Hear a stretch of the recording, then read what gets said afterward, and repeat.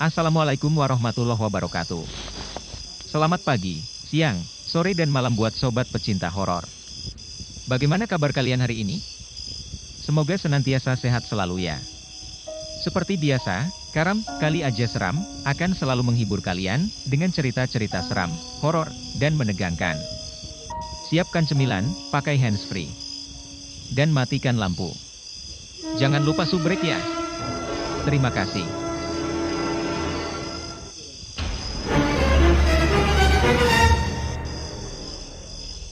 Halo, assalamualaikum warahmatullahi wabarakatuh. Halo semua, kembali lagi dengan saya, Mbak Tukiam, yang akan menemani kamu semua, para pengangguran dan para jomblo yang lagi kesepian. Satu kata buat kalian, kasihan deh lo. Oke, pada video kali ini saya akan bercerita tentang kisah nyata dari seorang hamba Allah, yang berjudul Petaka Cincin Kawin. Bagaimanakah kisahnya? Langsung kita simak ceritanya. Jangan lupa pakai handsfree, matikan lampu, dan pejamkan mata. Pada tahun 80-an, jembatan Cikundul di daerah Puncak Cianjur sangat terkenal dengan sebutan sebagai jembatan maut. Hampir setiap bulan selalu memakan korban kecelakaan. Banyak mobil-mobil besar, seperti mobil bus antar kota maupun truk yang sering terperosok ke dalam jembatan ini. Tidaklah heran kalau pada akhirnya, jembatan ini dikenal sebagai jembatan yang sangat angker. Apalagi jika hari sudah menjelang malam, banyak kejadian aneh yang dialami oleh para pemakai jembatan ini. Kejadian serupa dialami oleh seorang pengemudi angkutan. Malam itu kebetulan mobilnya sedang kosong, yang ada hanya dia dan keneknya saja. Ini belum seberapa jauh dari jembatan. Naik seorang wanita cantik dengan memakan gaun putih panjang. Sebetulnya tidak ada yang terlihat aneh dari wanita cantik ini. Tetapi gaun yang dipakainya sangat tidak umum. Bagi penduduk pedesaan, wanita cantik ini minta diturunkan persis di tengah jembatan Cikundul. Mengetahui itu, pengemudi dan kernetnya mulai ketakutan. Tapi karena rasa penasaran, setelah turun dari mobil, wanita cantik tersebut diikutinya, dan yang ternyata langsung meluncur terjun dari atas jembatan dengan ketinggian 5 meter, serta di bawahnya penuh dengan batu kali. Melihat kejadian itu, sopir dan keneknya langsung kabur dari jembatan tersebut. Sebetulnya masih banyak lagi kejadian-kejadian seperti ini yang dialami oleh orang-orang yang melewati jembatan Cikundul di malam hari, tetapi selama ini arwah-arwah itu hanya mengganggu orang-orang yang lewat di jembatan itu saja.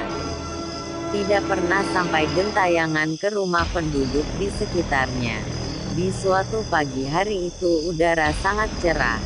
Sepertinya tidak ada suatu pertanda akan ada kejadian buruk yang akan terjadi. Tetapi ternyata nasib menentukan lain. Hari itu sebuah bus mengalami nasib naas. Jalur dari arah Puncak menuju Cianjur memang banyak belokan-belokan tajam dan turunan yang curam. Sebuah bus ternama Turangga mengalami remblong dan masuk jembatan maut Cikundul. Hari yang cerah itu berubah menjadi menyedihkan. Menurut kabar, 50 lebih penumpang bus itu meninggal. Dan tidak ada satupun yang selamat. Mobil bus terbelah dua. Di antara atas jembatan dan jurang di bawahnya, banyak mayat berserakan di dasar jurang. Juga di jalanan di atas jembatan genangan darah banyak yang berceceran di badan jalan. Bau anyir darah terasa menyengat. Sungguh mengenaskan sekali mayat yang berserakan tersebut. Oleh penduduk sekitar, untuk sementara, ditutupi dengan daun pisang. Pertolongan yang coba diberikan terasa sia-sia, karena kebanyakan korban hanya tinggal potongan-potongan tubuh yang tidak utuh lagi. Walaupun begitu ada yang selamat hanya sampai di rumah sakit. Para medis itu betul-betul sibuk, tidak terkecuali Sofyan, adalah seorang perawat di sebuah rumah sakit terdekat, yang digunakan bagi korban kecelakaan tersebut. Hampir menjelang malam, baru orang-orang nahas yang sudah menjadi mayat dengan tubuh tidak utuh itu selesai dievakuasi ke rumah sakit. Di antara mayat-mayat tersebut, ada sepotong lengan yang masih memakai perhiasan jam tangan, dan sebuah cincin berlian. Walaupun dari kartu identitas yang ada, keluarga korban sudah dihubungi, tetapi sulit untuk mengenali mayat-mayat yang nyaris hancur tersebut. Sehingga kemungkinan seberapa mayat akan dikuburkan secara massal. Melihat hal itu, Sofyan berpikir daripada cincin dan jam tangan tersebut ikut dikubur, lebih baik dia ambil, toh tidak ada yang akan merasa kehilangan. Dengan diam-diam, akhirnya cincin dan jam tangan tersebut diambil oleh Sofyan. Pulang ke rumahnya malam itu, dia merasa sangat senang. Wah, kalau jam tangan dan cincin itu dijual bakalan dapat uang banyak deh, katanya dalam hati sambil senyum-senyum. Sofyan sama sekali tidak merasa takut akan perbuatannya. Apabila merasa bersalah, dalam pikirannya tidak akan ada yang mengetahui perbuatannya ini. Pemiliknya yang telah mati pun takkan pernah mengganggunya. Malam itu memang berlalu tanpa gangguan apapun yang dialami Sofyan. Keesokan malamnya, kebetulan bulan sedang purnama. Biasanya jika sedang purnama, Sofyan bersama beberapa kawannya menyanyi-nyanyi di teras rumahnya hingga larut malam.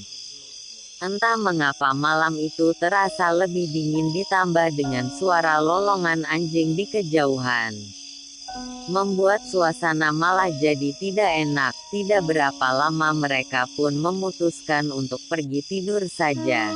Jika malamnya Sofyan belum bisa tidur juga dari tadi. Perasaannya gelisah, suasana di kamar mendadak terasa menjadi lebih dingin.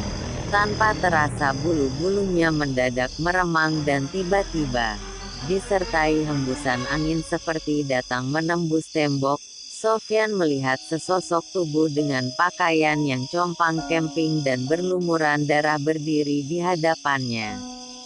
Wajahnya terlihat sangat rusak, tubuhnya tidak utuh, serta menyebarkan bau anyir yang sangat menjijikkan.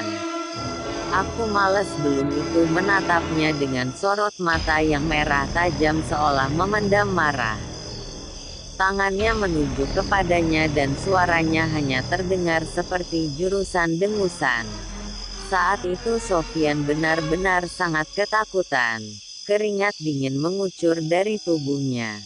Tanpa bisa berkata-kata, hanya melongo melihat kedatangan makhluk seram itu. Tidak beberapa lama makhluk itu menghilang dengan sendirinya. Sofyan masih belum bisa beraksi. Hanya tubuhnya gemetaran tertunduk lemas di ranjangnya.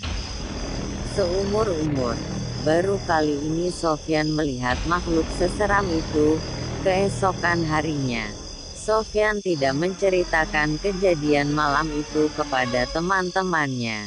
Jangan-jangan aku hanya akan ditertawakan, karena dikira menghayal, begitu pikirnya dalam hati. Akibat kejadian semalam, siangnya Sofyan bekerja dengan tidak gairah. Karena malamnya dia benar-benar kurang tidur dan pikirannya masih tertuju pada kejadian semalam. Tubuhnya terasa lelah. Oleh karena itu, begitu pulang sore, Sofyan sudah tidur di kamarnya, seperti ada yang membangunkan. Menjelang tengah malam tiba-tiba Sofyan terjaga. Ini dia melihat sekeliling kamarnya dengan perasaan takut. Baru dia mau bernafas lega karena tidak melihatnya sesuatu di kamarnya. Tapi tiba-tiba seperti malam kemarin, berbarengan dengan angin yang berhembus, semilir makhluk seram itu pun datang lagi. Kali ini dengan sorot mata yang lebih marah dan suaranya mendengus lebih keras. Seperti malam kemarin, Sufyan tidak bisa berbuat apa-apa, hanya melihat wujud makhluk itu dengan pandangan ketakutan. Besoknya, kejadian yang serupa itu terulang lagi. Dan besoknya lagi Sofyan masih mengalami lagi. Sepertinya, arwah itu terus memburunya. Walaupun Sofyan telah menyiapkan bacaan-bacaan untuk mengusir arwah itu, agar tidak datang lagi, tetapi tetap saja makhluk itu terus memburunya. Di hari kelima teman-temannya merasa curiga melihat Sofyan begitu pucat, apalagi belakangan ini Sofyan terlihat seperti selalu murung. Akhirnya Harum, teman sekelasnya, menanyakan kelainan tersebut. Ada kejadian apa sebenarnya kau ini? Kok kelihatannya kamu mendapat suatu masalah? Tanda tanya. Demikian katanya. Suatu pagi, apalagi kamu kelihatannya seperti sedang ketakutan. Akhirnya Sofyan menceritakan semua kejadian yang dialaminya kepada Harun, serta kepada 3 orang temannya yang lain. Mereka sangat terkejut mendengar penuturan Sofyan. Sepertinya cerita itu susah untuk dipercaya, apalagi semalaman ini mereka yang serumah tidak pernah merasakan apa-apa aneh. Sepertinya makhluk itu mengejar kamu, Yan, kata Harun. Iya, kalau tidak, mengapa kami yang satu rumah denganmu tidak diganggunya? Timpal temannya yang lain. Mereka semua tidak mengerti teka-teki yang menimpa Sofyan. Tetapi mereka sepakat malam itu akan tidur untuk menemani Sofyan sekaligus membuktikan kebenaran perkataannya. Malam itu terlihat mereka berlima di kamar Sofyan. Walaupun terlihat seperti tenang, mereka sebetulnya sangat gelisah. Dengan harap-harap cemas, mereka menunggu apakah makhluk seram itu akan datang malam ini. Dan jika sudah datang, apa yang akan mereka perbuat? Karena ketidaktahuan inilah, mereka sendiri menjadi sangat gelisah. Menjelang tengah malam seperti malam kemarin yang dialami Sofyan, seiring dengan datangnya hembusan angin yang berbau anyir, sosok makhluk seram itu datang lagi. Mereka hanya terpaku melihatnya.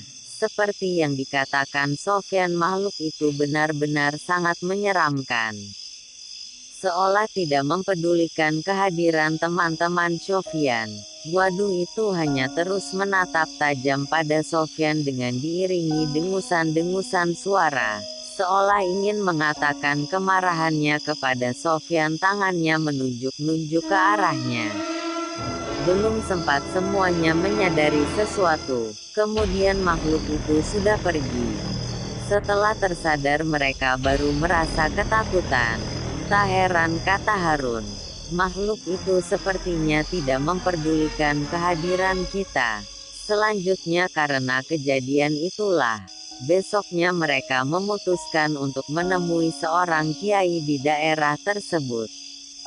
Kiai Saleh hanya mengangguk-angguk setelah mendengar cerita yang dituturkan Sofyan. Baiklah, nanti malam Bapak akan datang ke rumahmu, katanya. Malamnya seperti yang sudah dijanjikan, Kiai sudah hadir di rumah Sofyan. Seperti kejadian kemarin, menjelang tengah malam disertai angin yang berhembus bau anyir, makhluk itu datang. Tetapi karena kali ini ada Kiai Saleh di antara mereka, rasanya mereka menjadi lebih senang. Walaupun tak urung rasa setelah masih menyelimuti ketika memandang wajah makhluk itu. Setelah membaca beberapa doa, kemudian Kiai Saleh terlihat berdialog dengan makhluk itu.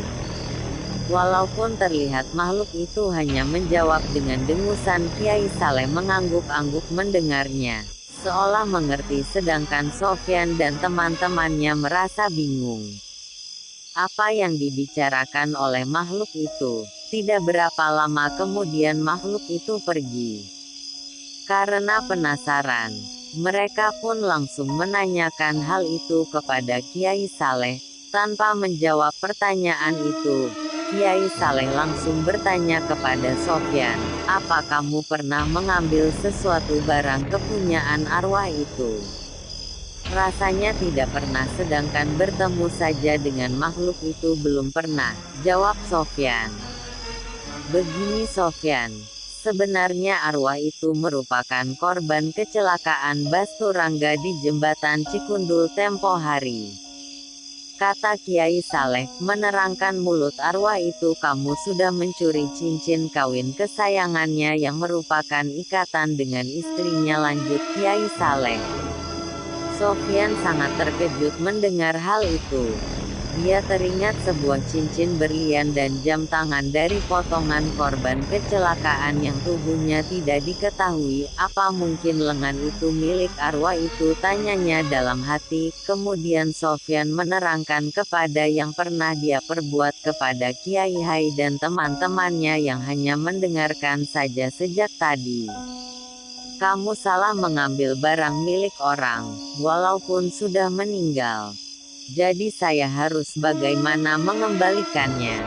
Sedangkan mayat itu sudah dikuburkan secara massal," tanya Sofyan kebingungan. "Kamu tidak usah khawatir, nanti Bapak bantu."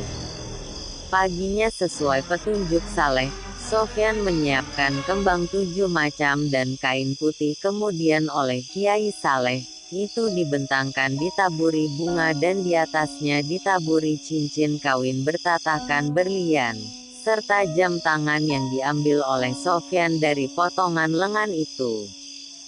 Setelah diberikan doa-doa, kayak itu dilipat, sehingga membungkus kedua barang itu. Kemudian Kiai Saleh menyuruh Sofyan menguburkannya di lokasi pemakaman massal mayat korban kecelakaan itu hari itu juga. Dibantu dengan kawannya, Sofyan menguburkan benda-benda itu. Sejak hari itu, Sofyan tidak pernah lagi diganggu oleh arwah korban kecelakaan itu lagi. Ini memang kejadian yang dialami oleh Sofyan sungguh tidak masuk akal. Hingga kini masih ada yang membuat Sofyan heran. Mengapa makhluk itu hanya menanyakan cincin berlian saja, padahal dia juga mengambil jam tangan miliknya? Atau karena Allah itu sangat mencintai istrinya semasa hidupnya, hingga dia terus membunuhnya setelah kematiannya? Wallahu alam.